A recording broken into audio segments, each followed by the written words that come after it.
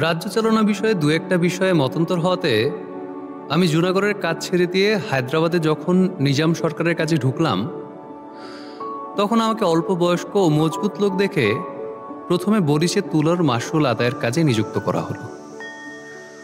Boris জায়গাটি বড় সুন্দর। নির্জন পাহাড়ের নিচে বড় বড় বনের ভেতর দিয়ে সুস্তা নদীটি উপমুখরিত পথে নিপুণা নর্তকীর মতো পায়ে পায়ে বেঁকে বেঁকে দ্রুত তালে চলে গিয়েছে। ঠিক সেই নদীর ধারেই পাথর বাঁধানো ১৫০ সোপানময় অত্যুচ্চ ঘাটের ওপরে একটি শ্বেত পাথরের প্রাসাদ পাহাড়ের ওপর একা দাঁড়িয়ে আছে। কাছাকাছি কোথাও লোকালয় নেই। বরিশের তুলার হাট এবং গ্রাম এখান থেকে দূরে। প্রায় ২৫০ বছর আগে দ্বিতীয় শাহ মাহমুদ ভোগবিলাসের জন্য প্রাসাদটি এই নির্জন জায়গায় বানিয়েছিলেন। তখন থেকে স্নানশালার ফোয়ারার মুখ দিয়ে গোলাপ জলের ধারা বের হতো, আর সেই নিভৃত প্রাসাদের মধ্যে পাথরখচিত স্নিগ্ধ শিলাসনে বসে কোমল নগ্ন পা সেই নির্মল জলধারায় মেলে দিয়ে পার্সি তরুণীরা স্নানের আগে চুল ছেড়ে দিয়ে সেতার কোলে দ্রাক্ষাবনের গজল গাইত। এখন আর সে ফোয়ারা খোলে না, সে গান নাই, সাদা পাথরের ওপরে শুভ্র পায়ের সুন্দর আঘাত পড়ে না। এখন এই প্রাসাদ আমাদের মতো সঙ্গীহীন মাসুল কালেক্টরের বাসস্থান। কিন্তু অফিসের বুড়ো কেরানি করিম খাঁ আমাকে বারবার এই প্রাসাদে বাস করতে নিষেধ করেছিল। বলেছিল, ইচ্ছে হয় দিনের বেলা থাকবেন, কিন্তু এখানে কখনো রাত কাটাবেন না। আমি হেসে উড়িয়ে দিলাম। চাকরেরা বলল সন্ধ্যা পর্যন্ত এখানে কাজ করবে, কিন্তু রাতে এখানে থাকবে না। আমি বললাম তথাস্তু। এ বাড়ির এমন বদনাম ছিল যে রাতে চোরও এখানে আসতে সাহস করত না।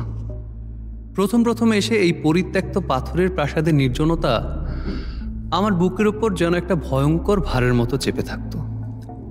আমি যতটা পারতাম বাইরে বাইরে থেকে অক্লান্ত কাজ করে রাতে ঘরে ফিরে শ্রান্ত শরীরে ঘুমোতে যেতাম।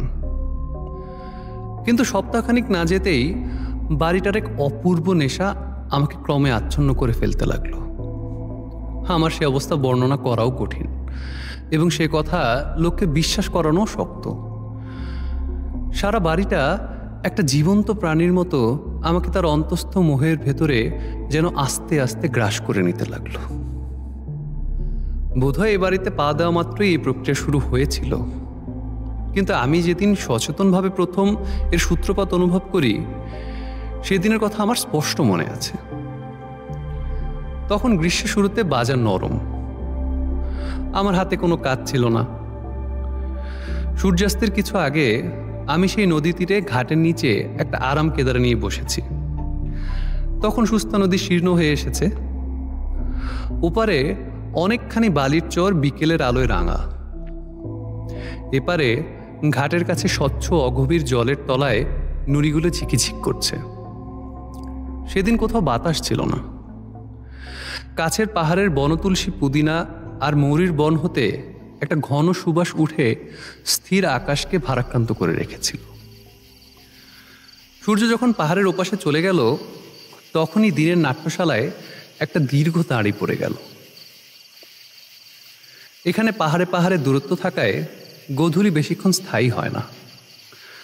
ঘোড়ায় ছুটিয়ে একবার বেরিয়ে আসবো মনে করে উঠবো উঠবো করছি, এমন সময় সিঁড়িতে পায়ের শব্দ শুনতে পেলাম। পিছনে ফিরে দেখি কেউ নেই। মনের ভুল মনে করে আবার ফিরে বসতেই একসাথে অনেকগুলো পায়ের শব্দ শোনা গেল। যেন অনেকে মিলে ছোটাছুটি করে নেমে আসছে।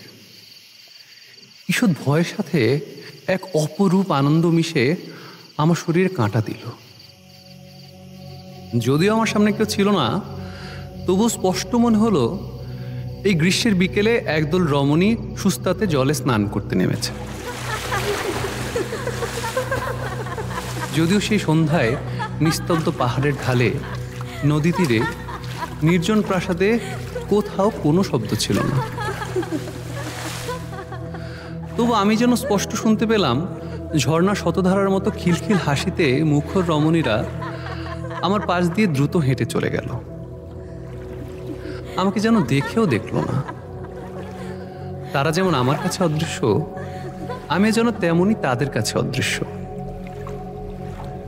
নদী আগের মতোই স্থির ছিল, কিন্তু আমার স্পষ্ট মনে হলো স্বচ্ছ জলের অগভীর স্রোতে অনেকগুলো হাতের স্পর্শে বিক্ষুব্ধ হয়ে উঠেছে। হেসে হেসে সখীরা একে অন্যের গায়ে জল ছুঁড়ে মারছে, আর তাদের সাঁতার কাটার সময় পায়ের আঘাতে জলবিন্দু রাশি মুক্তার মতো আকাশে ছিটকে পড়ছে। আমার বুকের মধ্যে কাঁপন ধরল। সে তো যেন ভয়ের, কি আনন্দের, কি কৌতূহলের, ঠিক বলতে পারি না। বড় ইচ্ছে হতে লাগলো ভালো করে দেখি, কিন্তু সামনে দেখবার মতো কিছুই ছিল না। মনে হলো ভালো করে কান পাতলেই ওদের কথা সব স্পষ্ট শোনা যাবে, কিন্তু একান্ত মনে কান পেতে কেবল বাগানে ঝিঁঝি পোকার শব্দ শোনা যাচ্ছিল। মনে হলো 250 বছরের কালো রঙা এক পর্দা ঠিক আমার সামনেই দুলছে। ভয়ে ভয়ে একটা ধার তুলে ভেতরে চোখ পাতি।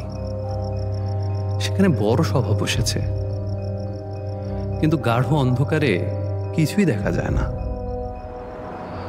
হঠাৎ গুমট ভেঙে হু হু করে একটা বাতাস দিল।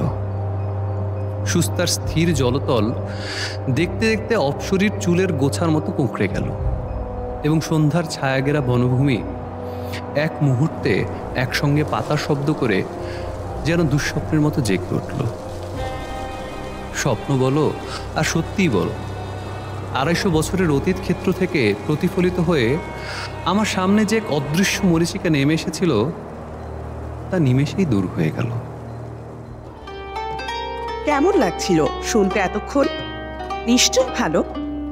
পুরো গল্পটি শুনতে এখন ইনস্টল করুন পুথিকা স্টোরি টেলার, অ্যান্ড্রয়েড অথবা iOS-এ। উপভোগ করুন হাজারের ওপর অডিও বুক। পুথিকার সঙ্গে এবার হারিয়ে যাওয়া হোক বইয়ের রাজ্যে।